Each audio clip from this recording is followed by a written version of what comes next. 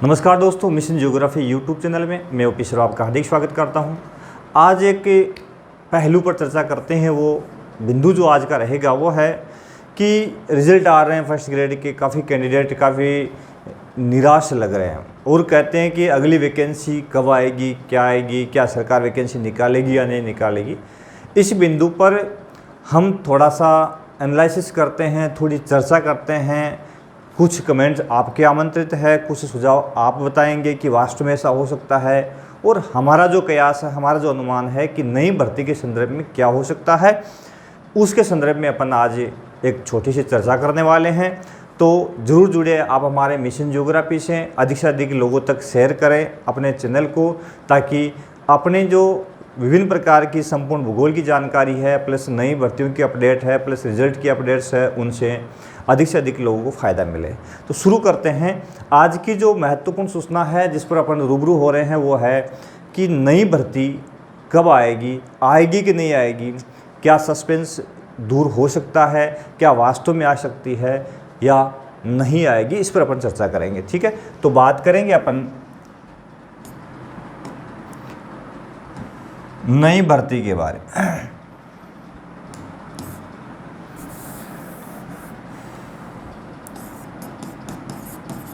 First grade new vacancy, इस पर अपन चर्चा करेंगे कि न्यू वैकेंसी जो है वो आएगी या नहीं आएगी। जैसा कि 2022 की वैकेंसी चल रही है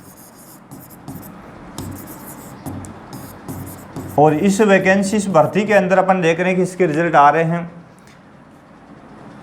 भर्ती जो है उसको देखते हुए जितने कैंडिडेट हैं जिन्होंने आवेदन किया है, उसके पदों के बेस पे जितने पद है उतनों का सिलेक्शन होना है। उसके बाद में जो शेष रहे हैं, यानी सेलेक्ट होने के बाद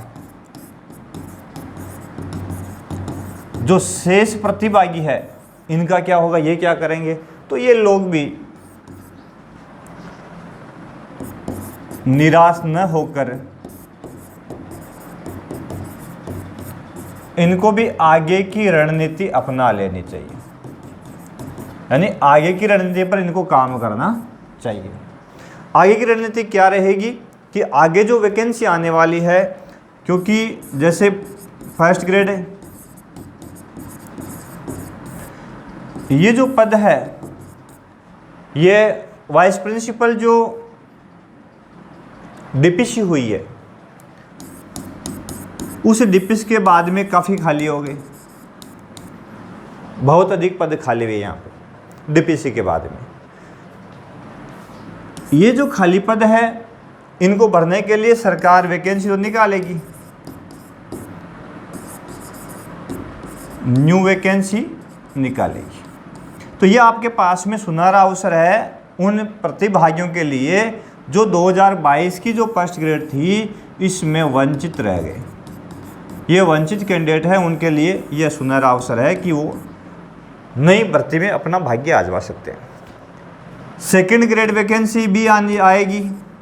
अब जो पहले वाली वैकेंसी सेकंड ग्रेड है, ये भी नहीं आएगी, ये भी सरकार निकालेगी, क्योंकि निकालना पड़ेगा, जाएगी क्या, क्योंकि सरकार क्या अंतिम वर्ष चल रहा है। 5 वर्षों के लिए जब सरकार बनती है तो आपको पता है कि दिसंबर और नवंबर में चुनाव होने, और उस चुनाव से पहले सरकार के सामने खाली पद पड़े हैं।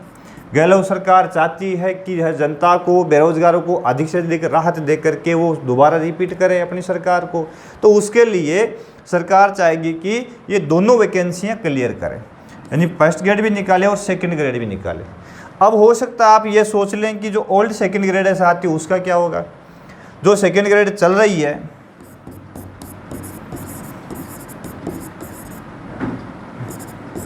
सेकेंड ग्रेड जो चल रही है उसका क्या होगा।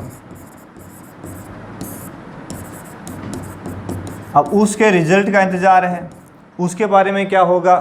तो इसके रिजल्ट के लिए काफ़ी कैंडिडेट जो है वो वेटिंग में है, ठीक है ना। अब इनको इसका लाभ मिलेगा कि नहीं मिलेगा, क्योंकि ये भर्ती थोड़ी सी क्या है, विवादित है। विवादित इसलिए है कि इसको आउट मान लिया गया। आउट करने वाले जो शातिर लोग हैं उनको पुलिस पकड़ भी रही है और रेड भी डाल रही है, कईयों को पकड़ भी लिया है।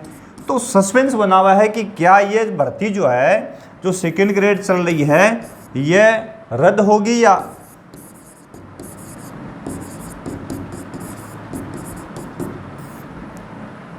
जारी रहेगी। तो साथियों, इसमें क्या होता है,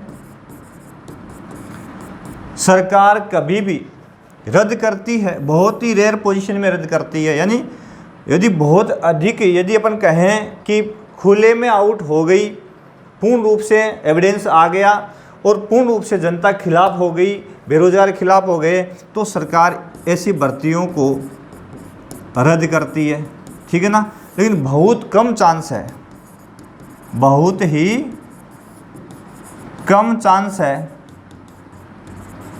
किसके रद्द करने के, बहुत कम चांस है। होता क्या है इसमें उन पेपर्स को रद्द किया जाता है, वो पेपर रद्द होते हैं जिनको आउट मान लिया जाता है।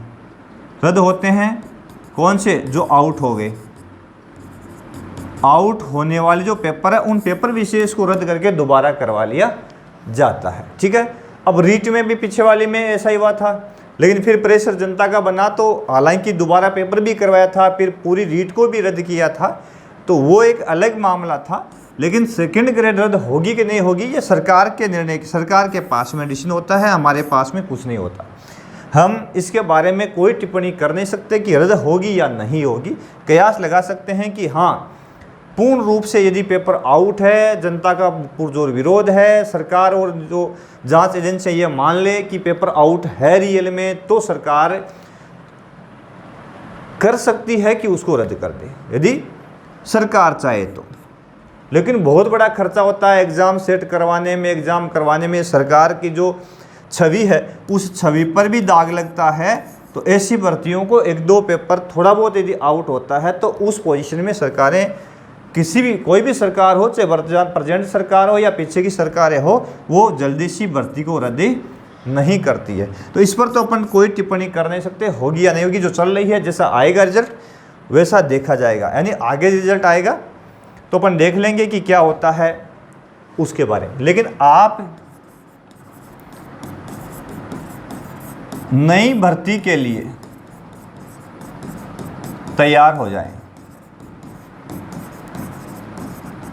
अपने साजो सामान को तैयार कर लें और पुनः जुट जाएं तैयारी के अंदर, तैयारी में लगें। क्यों? क्योंकि अभी जो बात अपन कर रहे हैं फर्स्ट ग्रेड,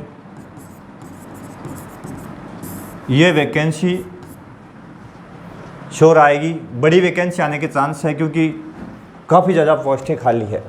यानी ये पद जो है प्लस 30,000 प्लस पोस्ट खाली होने जा रही है, डीपीसी की वजह से है, काफ़ी विद्यालय जो क्रमोन्नत है उसकी वजह से है। सेकेंडरी जो सेटअप है उसको बंद कर दिया और सीनियर सेकेंडरी विद्यालय खोले गए हैं, उसकी वजह से है। ऐसे विद्यालय जहाँ पे फर्स्ट ग्रेड की पोस्ट है और सेकंड ग्रेड का जो पद है वहाँ खाली कर दिया गया, तो फर्स्ट ग्रेड की पोस्ट अनिवार्य भरनी हो गई वहाँ पे। तो कई ऐसे कारण हैं जिस वजह से ये फर्स्ट ग्रेड वैकेंसी आएगी, बड़ी भर्ती आएगी। यानी बड़ी का मतलब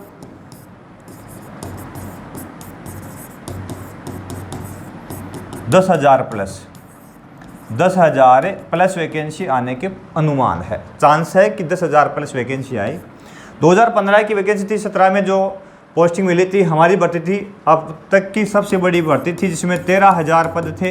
लेकिन अब जो वैकेंसी है और बड़ी आने वाली है और यहाँ बहुत अधिक लोगों का, यानी 13,000 लोगों का भला होने वाला होगा। तो 13,000 का ही, ये तो तय है कि भला 13,000 का ही होना है, क्योंकि सिलेक्शन 13,000 का ही होना है, ठीक है। तो बड़ी भर्ती आएगी। अब कब तक आएगी? देखो, चुनावी साल है,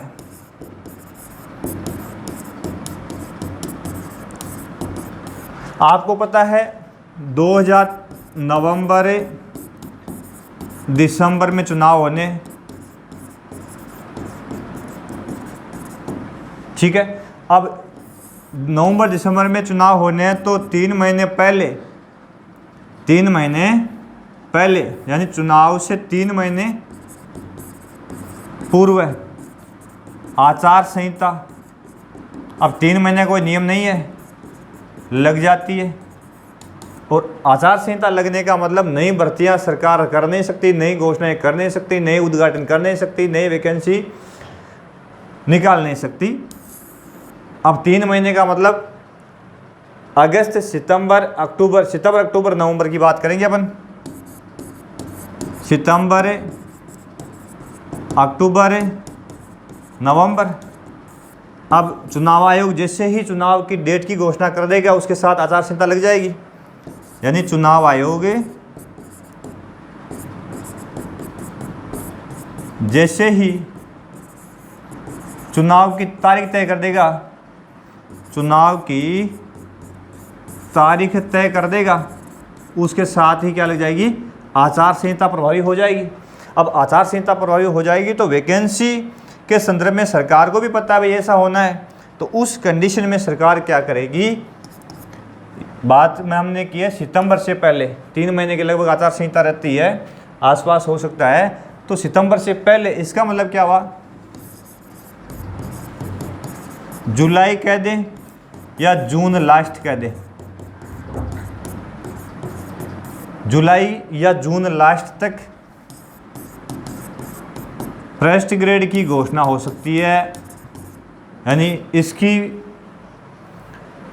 फर्स्ट ग्रेड की वैकेंसी आ सकती है। आरपीएससी इस नई भर्ती की अभ्यर्थना जारी कर सकती है। यानी कब तक, जून लास्ट और जुलाई तक, ठीक है। क्योंकि इससे पहले आचार संहिता से पहले फॉर्म भरवाए जाएंगे,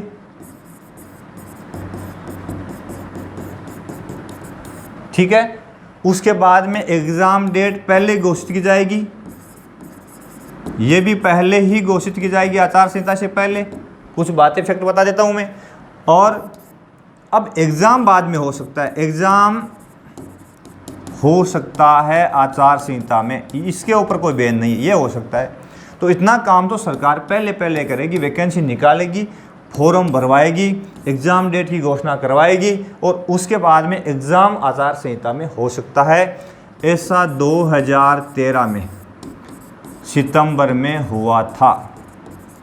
3rd ग्रेड की वैकेंसी थी, सितंबर में आचार संहिता लगी थी, उसके बाद में एग्ज़ाम हुआ था 3rd ग्रेड का।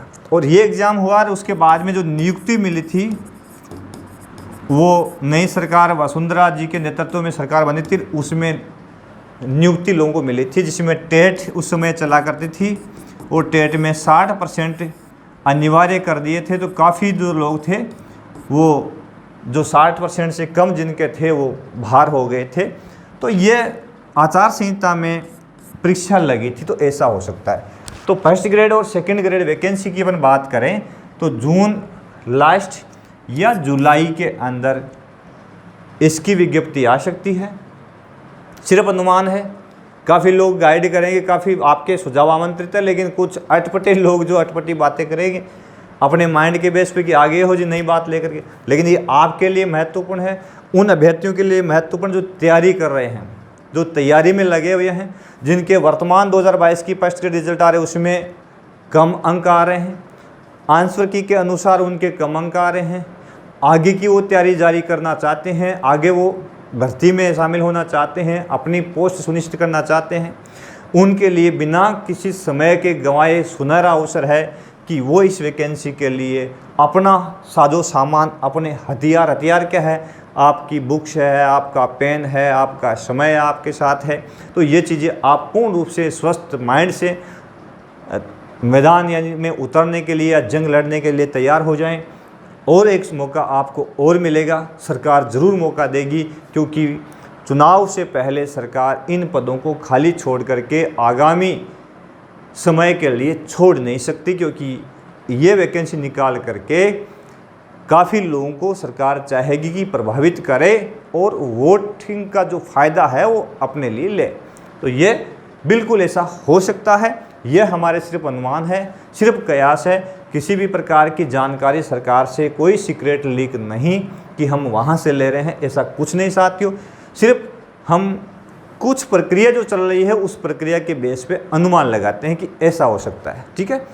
इसके लिए आपके पास में सुनहरा अवसर है, तो आप ज़रूर मिशन ज्योग्राफी यूट्यूब के माध्यम से ज्योग्राफी की जो कैंडिडेट है वो तैयारी के लिए हमसे जुड़ सकते हैं, और हम उनके लिए जो ज्योग्राफी का संपूर्ण कोर्स है, कुछ हमने डाल रखा है, कुछ और डालेंगे, प्लस प्रश्नोत्तर सीरीज है वो भी अपने जारी कर रखी है, तो वो भी हम बनाते रहेंगे। 12th का और 11th का जो सिलेबस एनसीईआरटी का है वो ऑलरेडी अपन ने डाल रखा है, तो वहाँ से आप तैयारी कर सकते हैं। प्लेलिस्ट में आप उस तरह की जो सारी सामग्री है वो हमने डाल रखी है, उसकी प्रश्नोत्तर सीरीज डाल रखी है, तो वहाँ से आप थोड़ी सी तैयारी है कर सकते हैं, वहाँ हमारी हेल्प ले सकते हैं, और भी हम आपकी हेल्प करने के लिए तत्पर रहेंगे। किसी भी प्रकार का आपका कमेंट, यदि किसी प्रकार की आपको जानकारी चाहिए, यदि हमारे तक है तो हम आप तक ज़रूर पहुंचाएंगे। अपना कमेंट बॉक्स में ज़रूर करें। बहुत बहुत धन्यवाद। देखते रहे मिशन ज्योग्राफी।